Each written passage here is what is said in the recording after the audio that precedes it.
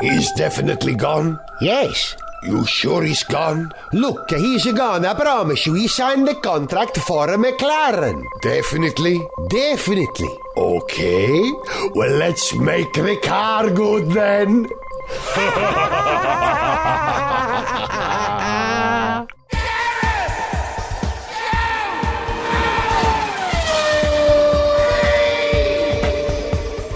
Hello, welcome to Gareth Jones on Speed. I'm Gareth, he's Zog. Hello. And he's Richard. Hello. It occurred to me, watching Breaking Bad recently, I've become that type of person who now sits up late in the night watching box sets many years after everyone else has seen them. But watching Breaking Bad, there are all these gloriously terrible cars in Breaking Bad. It's perfect, isn't it, Richard? If you're a car geek, the Pontiac Aztek, the Pontiac Fiero is in there, the Chevy Monte Carlo, and a lovely old Wagoneer. But best of all, my favourite is the Toyota Tercel, which is just the king of naff. It's so brilliant. But it made me think, these are cars I remember in my recent history. Does that mean that cars now from the 90s have got to a point where they've become classic cars? Because here we are, 25 years away from 1990. How is that possible? I know maths says it is, but the 90s seems like recent history to me. So I know what you mean, but that's time for you. Yeah, it works that way. So time. There must be a bunch of cars in the 90s that are, not just future classics, they are classics now. Suggestions, boys. Well, okay, when you dropped me an email about this and said, give a bit of thought to what might be your classic cars of the 90s, a couple came to mind very easily. The first one, McLaren F1. Gordon Murray set out to design something that would be the ultimate driver's car. And in designing and building that thing, they managed to, I think, push boundaries, and they managed to make something that wasn't too hard to produce. They managed to design something that was just extreme enough in the respects that they wanted to be extreme, but was incredibly manageable, incredibly drivable. It's just an absolute masterpiece. It was a classic, really, from the moment that it hit the road. It's still a classic. And, I think when you hear owners talk about it, it still stands up there as one of the great vehicle designs of all time. So, let's also not forget that this was a car that, at its first attempt, came out and won at Le Mans. Which wasn't even in the plan. And was that the last road car to win Le Mans outright? Nobody does that. Nobody does that. See? And yet it did it. I think it was, Yeah, that's how good a road car it is. How have you ever seen the owner's manual for an F1? Not that I have in person, because I imagine you have to read it with gloves, but there's pictures of them online. Is it on parchment? No, it's on microfiche, isn't it?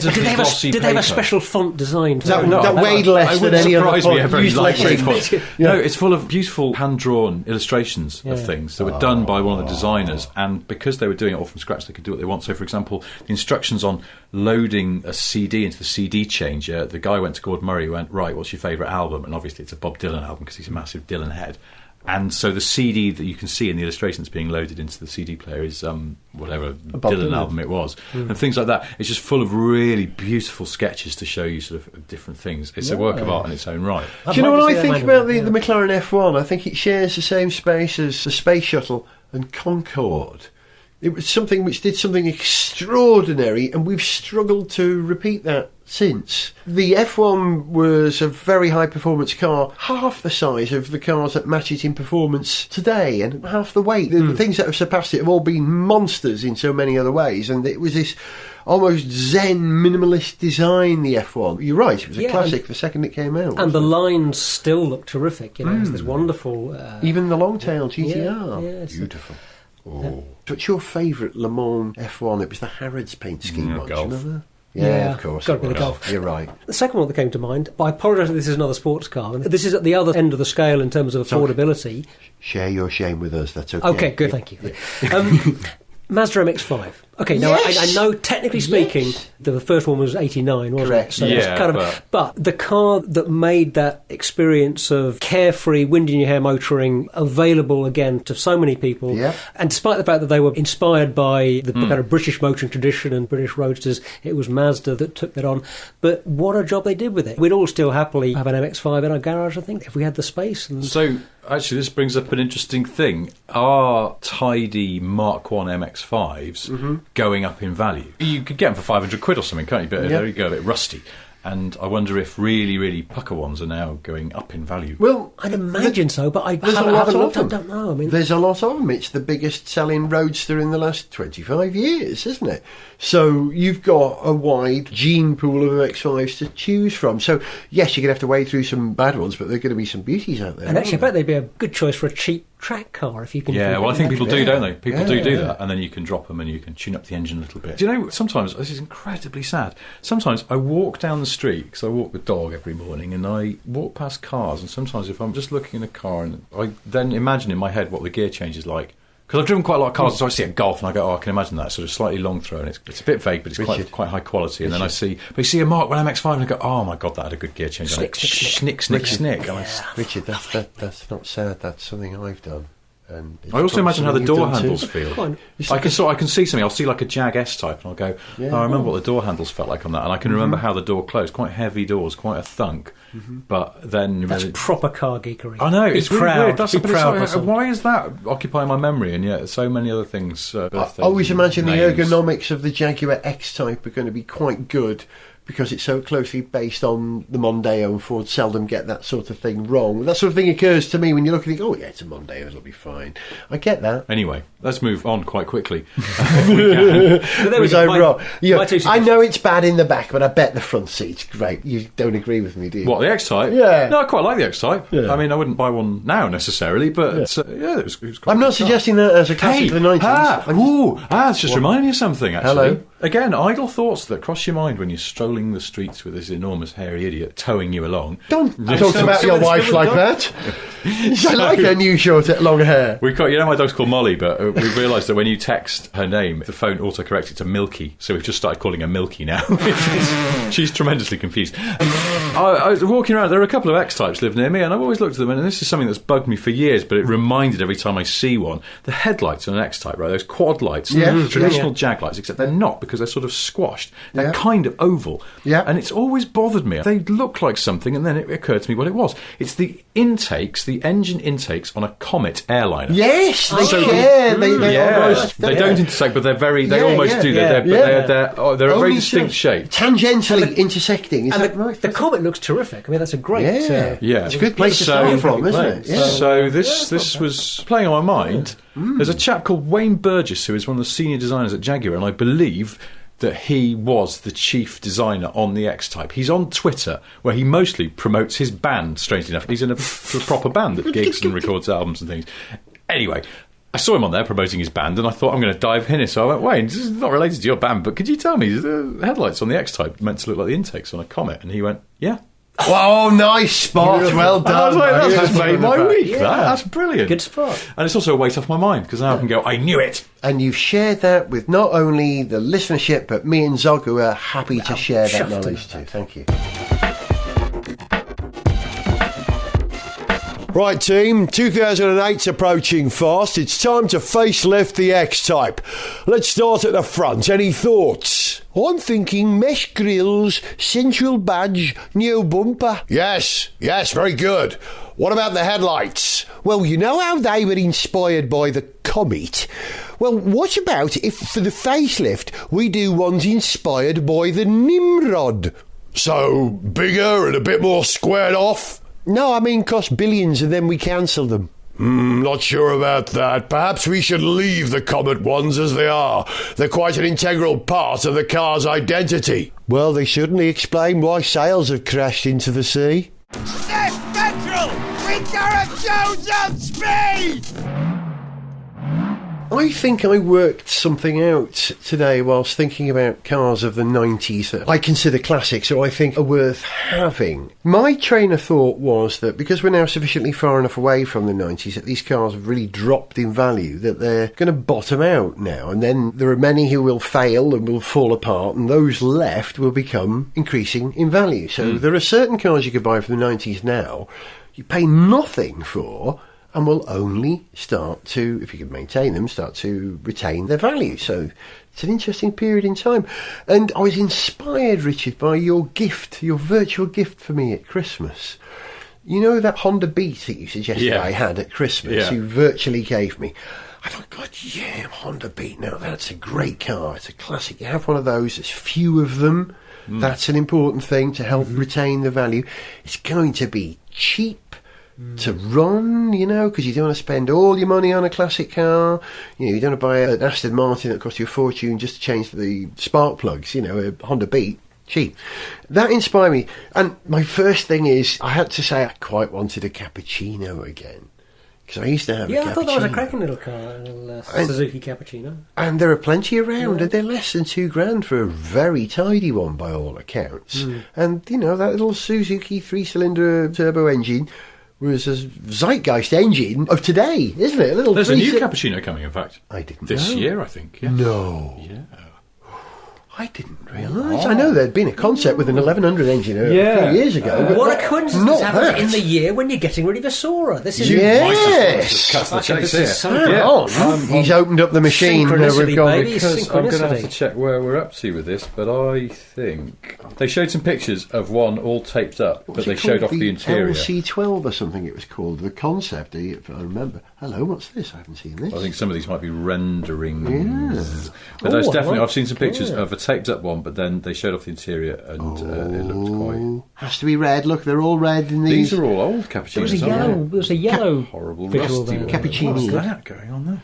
I'll tell you what it made me realise. Yeah, my first instinct was for the cappuccino. I thought, do you know what? The Subaru SVX. Oh, I thought of that as Did well. you What a- really? What a car. But again, it taught me something. These are both Japanese cars. And my other suggestion was the Honda Insight.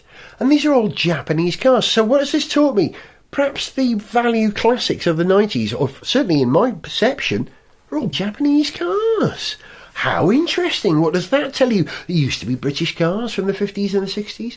In the 70s, maybe it was American cars and some German cars. The 80s, certainly German cars. The 90s, the period of the Japanese domestic car oddity. I know I have a skewed perception because I own a JDM car. But what have I learned from this? Yeah, the Insight. There is one parked round here, the original Honda Insight. There's one parked in Islington, which I see used driving around by a nice 60-something-year-old lady driving around it. I think, maybe go I'll girl. I Make her an offer, believe, why not? and I think friend of the show, Johnny Smith, is a bit of an expert on these things and he has one. Insight prices are on the up. There you go. They're quite okay. sought after. Exactly. Make that old woman now, an offer before it goes. You know when I said there's going to be a new Suzuki Cappuccino? Yeah. What did you mean to What say? I actually meant was there's going to be a new Daihatsu Copen. Oh, okay. 'Cause there it is. Oh, It's yeah. quite sweet. That's much better, isn't it? Yeah. Yeah. Gosh, it looks very but Honda. I got confused easy. there. Anyway, there Yeah. we go. That's coming. Oh, well, it filled the I don't same know if it'll niche. come to this country. I'm not sure. I could never have a Copen, though. I didn't like it. It just looked cartoonish, whereas the Cappuccino looked like a cuter cartoon. It's less stylised. It's got a good cartoon versus bad cartoon. Yeah, yeah, because yeah. the cappuccino isn't un-cartoon. No, it certainly isn't. It's like a three-quarter scale model of a car. But I'm not finished yet, because I think the ultimate 90s car that you could buy, it's not Japanese though, it's an American car, and the trouble is you can't buy them. The GM EV1. Oh, okay, yeah. Now, that was a car which started in, what was it? They finished in 99, I think. It was around for about 3 or 4 years. There were 2 or 3 series of it. And you couldn't actually buy them then. You had to lease them, didn't you? Yeah. And then they called in the lease GM. First car ever to be sold as a GM car, Yeah. as opposed to, a Chevy or a Pontiac or a Cadillac or an Olds. But you got it serviced at a Saturn service point. So they're sometimes known as the Saturn EV1, even though it was branded a GM EV1. But that car, because GM recalled all those cars and crushed them, they kept a few and gave them to museums and universities, I believe. Who, Yeah, but there's a picture. You can find it quite readily online. They took them all out to their proving ground in the desert. And they just crushed them. And there's a picture of a stack of crushed EV1s out in the really? desert. Yeah, it's quite horrible, really, because Yeah. Well, and of course, it's an I mean- incredibly high-tech car for its time. yeah. And there are inevitably conspiracy theories around, why did they, Yeah. what happened to it? There's a whole movie about it, isn't there? There is a whole movie about it. But I'm not overly inclined to buy into conspiracy theories generally. Usually the simple explanation is the best. And the EV1, the reason that it was Expand. leased rather than being sold as a regular combustion vehicle, was that it was an experiment. For GM, I think it was a successful experiment. Yeah. I don't think you need a conspiracy theory to explain why they... No, not at all. It's just, it was first-generation technology. Yeah. The very first cars, they had to step in at one point because they were bursting into flames while they were on charge. And a lot of Americans have garages, and they would be charging it in the garage. You don't want your garage on fire in the middle of the night. That's not good. So, they were sort of working out the bugs, and the best way to do that was to take ownership of the cars and never give it away. Because Americans tend to lease cars anyway, I think, probably more than we do in this country. But it's a more common way to buy a car. So it wasn't weird at the time or since.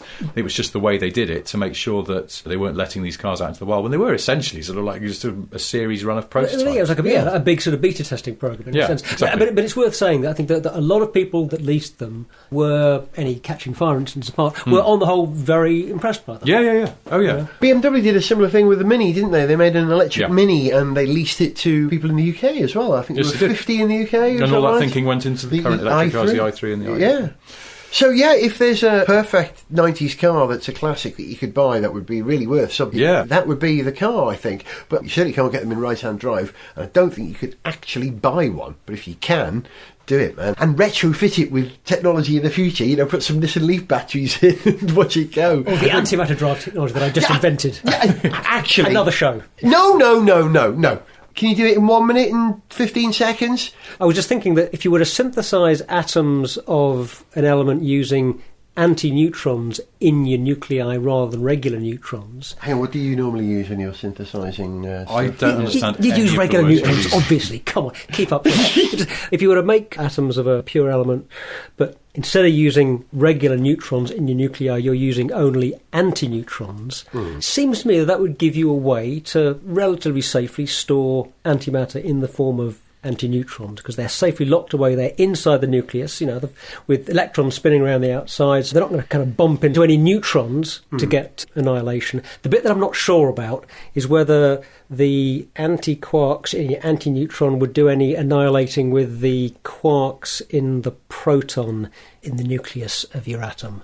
That's my idea. I'm sure someone's thought of it already because it's too easy a thing to think of. And it's no use to anybody right now because there's no kind of engine, there's no sort of reason why you'd have any energy storage system that involves storing antimatter and banging it together with other matter to do the annihilating and energy release thing. But one day, this could be very useful.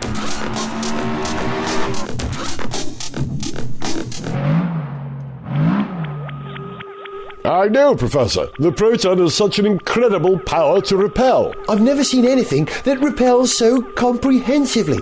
Have we any idea what makes the proton so completely repellent? I think it's because it's a crudely restyled 15-year-old Mitsubishi made in Malaysia. Yes. Gareth Jones on speed.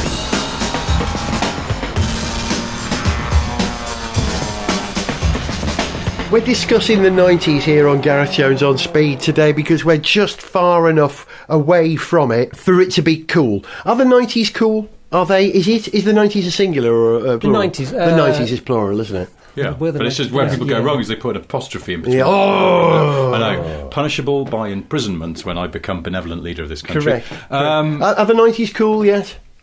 Well, I suppose they are because there's sort of stuff now is being taken from the 90s and showing up in music and like the Happy and Mondays. Fashion. Yeah.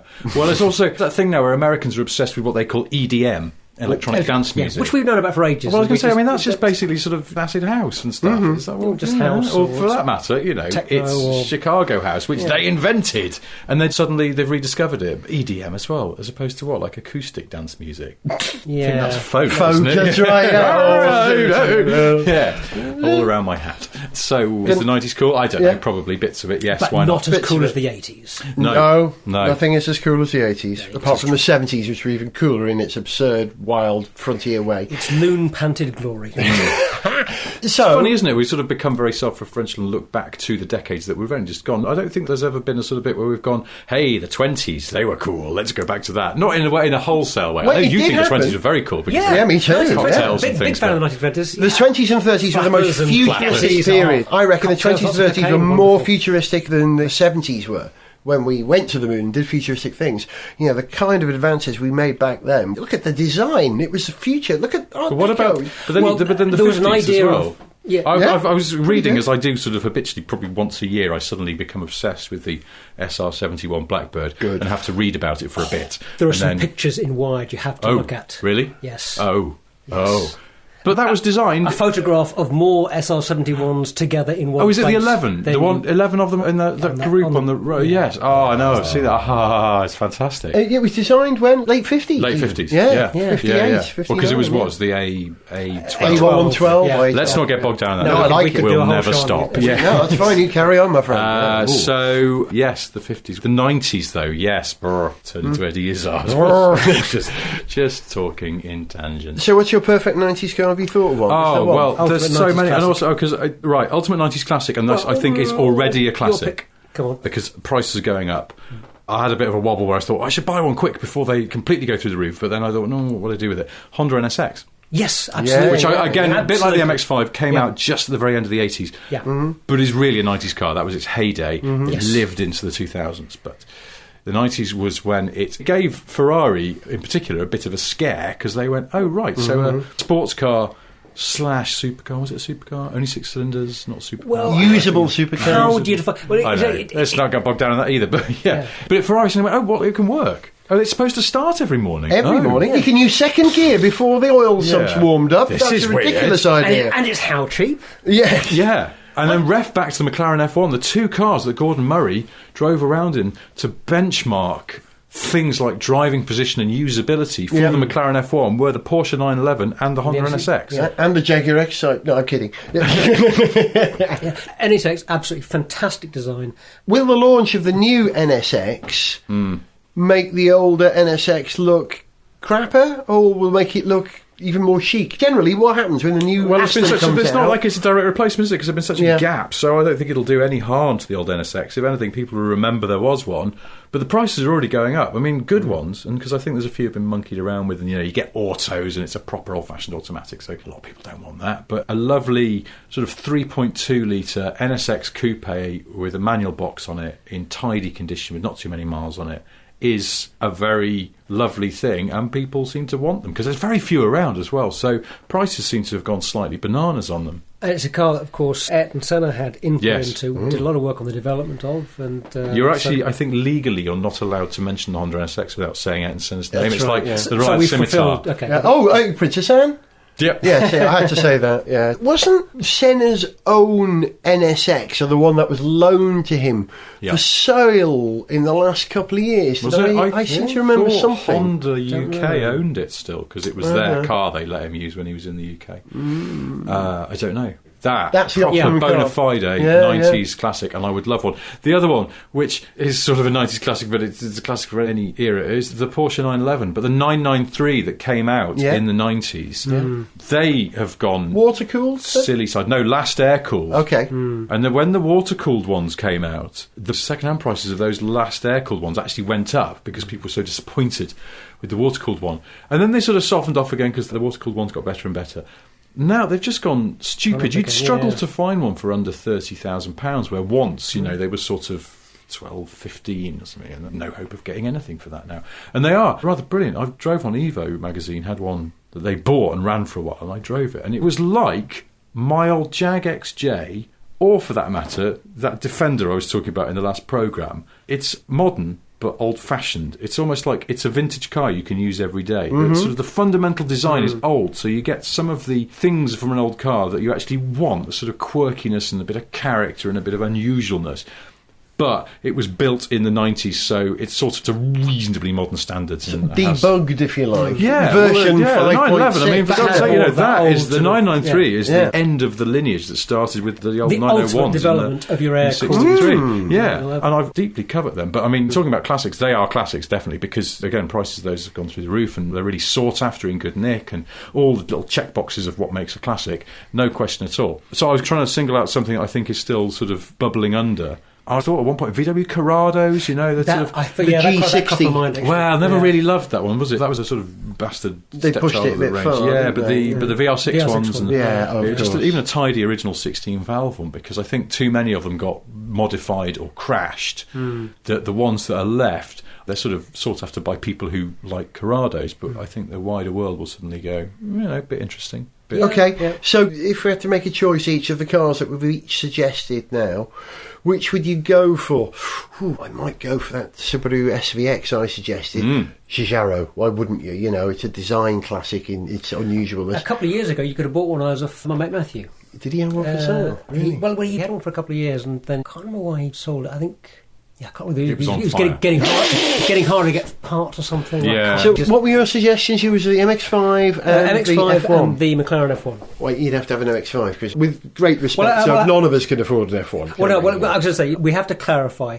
Are you asking me, of the cars that we've mentioned, which one would I pick without any budget constraints? If I'm just allowed to pick one, if they're lined up there, the keys are there, I can drive any one of them away without putting down any cash. Is that what you're asking me? No, I think we've got to put our virtual cash there, haven't we? We've got to put our virtual cash on the table. Based on the cash that we actually have available in the real world. How much can I get an NSX for, do you reckon? Well, now. 25 Yeah, 25 to 30 for a sort of serviceable one, but a really pucker low mileage one, 50. Wow, really? Yes, And plus, you see some silly prices on them, but I think people just take a punt and go, I'll make up a number and see if anyone bites. Because there's so few around, if you desperately want a blue one, manual, What was the 3.2, last... then maybe there's only one in the country. The run-out model that was in white, in Japanese racing white. There was a special edition. Well, there was an called? NSXR in Japan. Is that what it and was? Honda UK brought one to Britain, and I think it was a bit much. I gather we tested on Top Gear. Hammond drove it, and the ride was like no ride quality whatsoever, and it was just all a bit silly. And a normal NSX is perfectly lovely. What would you choose? I think I'd have the NSX, Good just choice. because it's a bit more unusual than the 911. Interesting. But yeah, Japanese again, boys. But I don't know, maybe I'd have the 911, so then you and I could meet up, you with your SVX and me with my 911, and we could form some kind of flat six club. I like that, yeah. But no, I'd go NSX, I think. Well, if I'm factoring budget in, I've got to go with the MX-5, I'm afraid. Yeah, so Good choices.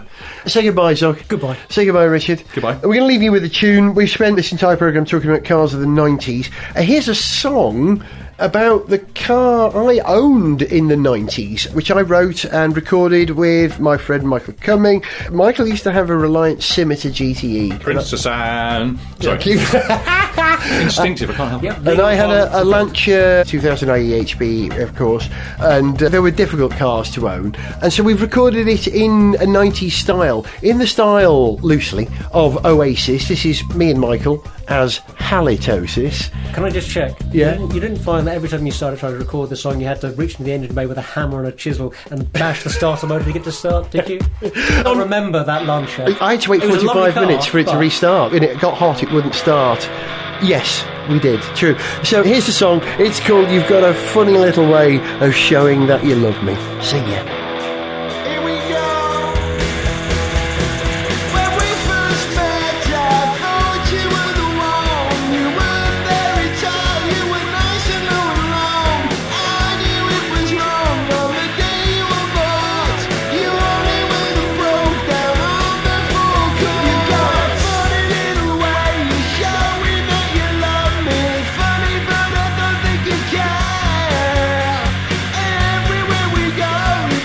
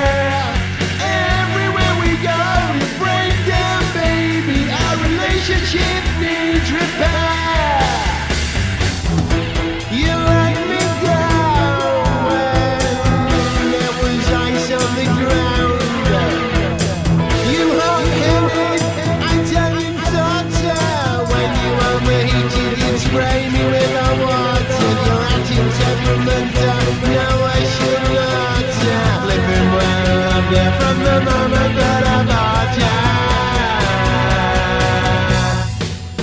It's the end of us, darling, that's when I'm mooting. We need a break before I start shooting. Man, you're having for real, it ain't no fake. Gonna give my heart to another shooting range. You are so unreliable, don't you see? Now I've finished paying for you on the HP. This is it, my lad, your HP. Gonna trade you in for a signature GT. You got a funny little way, you're showing that you love me. Funny, but I don't think you care. Everywhere we go, we break down, baby. Our relationship needs repair. You got a funny little way, you're showing that you love me. Funny, but I don't think you care. Everywhere we go, we break down, baby. Our relationship needs repair.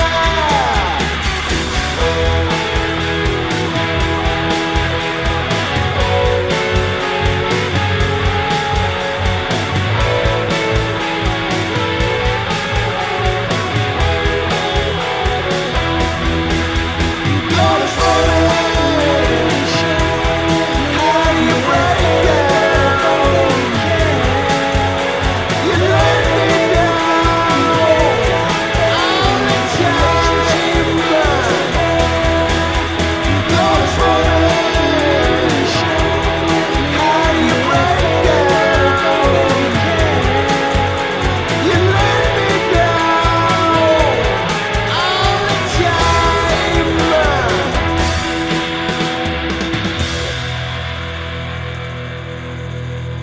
To send us an email, see pictures, get song lyrics, join our Facebook fan site, follow us on Twitter, or to find out about sponsorship opportunities, go to garethjones.tv. Gareth Jones on Speed is made in London by Whiz Bang.